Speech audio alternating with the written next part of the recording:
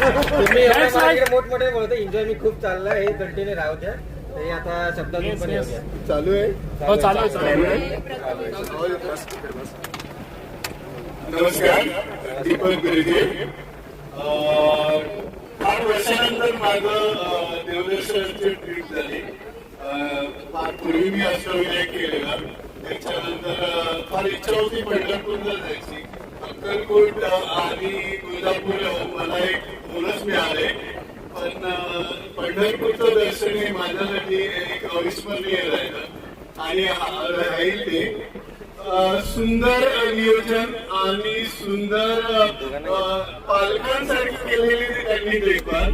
मला म्हणजे त्यांनी आणि राकेशबद्दल प्राऊड आहे, गर्व वाटतो की त्यांचं हे जे सहलीचं हे आहे ते पुढेही चालू राहावं आणि सुरुवात त्यांनी केली छान.